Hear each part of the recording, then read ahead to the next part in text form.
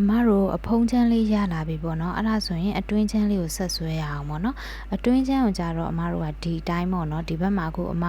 အနောင်မြင်းလေးနဲ့ highlight ထပ်လုပ်ပေးတယ်ပေါ့နော်အဲ့ဒီ level ပေါက်အတိုင်းလေးကိုပဲဒီဘက်ကိုကြတော့အတွင်းချမ်းကိုကြတော့အမတို့ဒီအဖုံးချမ်းနဲ့အုပ်လိုက်မယ်ဒီဘက်အချမ်းပေါ့နော်အဲ့ဒီကိုကြတော့အမတို့ကဒီပခုံးကိုအပြည့်မယူတော့ဘဲနဲ့အခုအမယူပြထားသလိုပေါ့နော်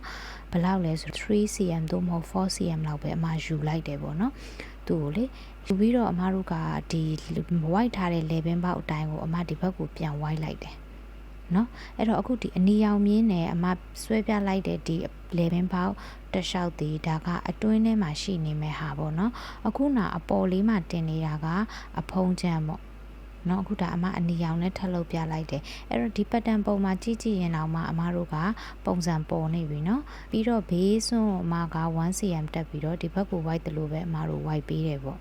ဟုတ်ပြီနော်အဲ့ဒါဆိုရင်ဒီမှာကြည့်ကြည့်နော်အတွင်းချမ်းလေးရလာပြီဒီအတွင်းချမ်းကိုအမတို့အပေါ်ကအဖုံးချမ်းကတစ်ချမ်းလာပြီးတော့ဖုံးလာမယ်ဆိုတဲ့သဘောမှရှိတယ်နော်အဲ့တော့အနောက်ချမ်းကိုပိတ်တစားခောက်ချောင်းနဲ့ညှက်မယ်အနောက်ချမ်းကဘာမှမလို့အဲ့တော့အမကဒီမှာကူးထုတ်ပြပေးမယ်နော်အဖုံးချမ်းလေးကိုအောက်မှာပတ်တန်ဆက်ကူတစ်ထပ်ခံပြီးတော့ဒီမှာအမတို့လိုချင်တဲ့ပေါ့နော်ဒီအဖုံးချမ်းလေးကိုအမကူးထုတ်လိုက်တယ်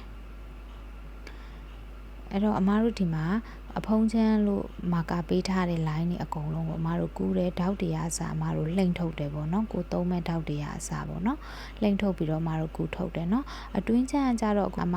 အရှိမဆွဲပြခဲ့သလိုတချမ်းရဲ့အတွင်းဘက်ကဖုံးနေမဲ့တချမ်းကွယ်ပခုံးအမက3 or 4 cm ပဲအမယူထားတယ်နော်အပြည့်မယူထားအောင်ဟုတ်ပြီအဲ့ဒါဆိုရင်အမတို့ကဒီမှာစစ်လိုက်ပေါ့နော်ဘယ်နေရာတွေကြံခဲ့သေးလဲမကြံတော့ဘူးဆိုရင်အမတို့ဖယ်လိုက်မယ်ဆိုရင်အမတို့လိုချင်တဲ့အဖုံးချမ်းလေးရလာပြီနော်အဲ့ဒီမှာအမတို့ကရထားတဲ့အဲ့ဒီအဖုံးချမ်းကိုအမတို့လှိမ့်ညာလေးတွေအတိုင်းပြန်ပြီးတော့ကူးထုတ်လိုက်မယ်နော်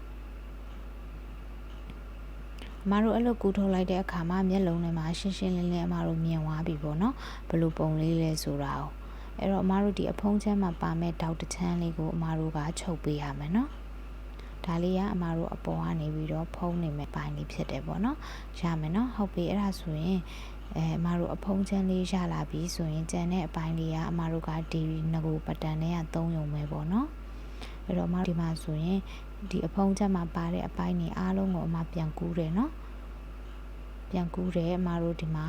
ဓာတ်လေးတွေလည်းဒီတိုင်းပြန်ထည့်တယ်နော်ဟုတ်ပြီအဲ့ဒါဆိုရင်အမတို့ကအဖုံးချမ်းပေါ့နော်ရလာပြီဟုတ်ပြီအဲ့ဒီမှာဆိုရင်အမဒီမှာပြန်တင်ပြထားတယ်เนาะမျက်လုံးထဲမှာမြင်အောင်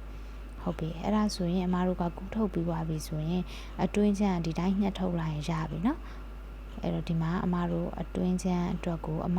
ညှက်သွားတဲ့ line လေးတွေကိုကြည့်เนาะဘယ် line တွေကိုအမညှက်ထုတ်သွားလဲယူသွားလဲဆိုတာเนาะအဲ့တော့ဒီမှာအမတို့အတွင်းချမ်းလို့ယူစားရတဲ့မြင် line တွေအကုန်လုံးကိုအမဖြတ်ထုတ်ပလိုက်တယ်เนาะ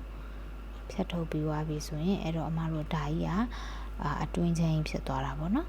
အားကြောင့်မလို့အဖုံးချက်ကူထုတ်ပလိုက်တာဖြစ်တယ်ပေါ့နော်အဲ့တော့ဒီမှာတလူမျိုးရလာမယ်ပေါ့နော်အဲ့တော့ဒီတောင်းနှစ်ခုအတွင်းမှာရှိတဲ့တောင်းနှစ်ခုကိုချုပ်မယ်အဖုံးမှာပါတဲ့တောက်တစ်ခုကိုအမတို့ချုပ်ပြီးတော့ပြန်ထပ်လိုက်ရင်အမတို့လိုချင်တဲ့ပတ်တန်လေးရလာပြီပေါ့နော်အဲ့တော့ဒါကအမတို့ကဒီဇိုင်းအောက်ကတရောင်အပေါ်ကတရောင်နဲ့လည်းရတယ်ဒီဇိုင်းမတူတဲ့ပတ်တန်ပိတ်ပတ်တန်နှစ်ခုကိုတွဲပြီးချုပ်ခြင်းလည်းဖြစ်တယ်ပေါ့နော်ဒီလိုပုံစံမျိုးလေးဖြစ်သွားမယ်နော်အဲ့တော့ဒီလိုပုံစံမျိုးလေးအမတို့ရလာမယ်အနောက်ချမ်းကလည်းဒီတိုင်းပဲပေါ့နော်ဘာမှမလိုဘူးဒါပေမဲ့အောက်နားကိုအမတို့အရှိမတိန်ထားတဲ့အတိုင်းဝမ်းတက်ပြီးတော့အောက်နားလေးတိန်ပေးရမယ်နော်ဟုတ်ပြီအဲ့ဒါဆိုရင်အမတို့ဒီပတ်တန်လေးကပြီးသွားပါပြီနော်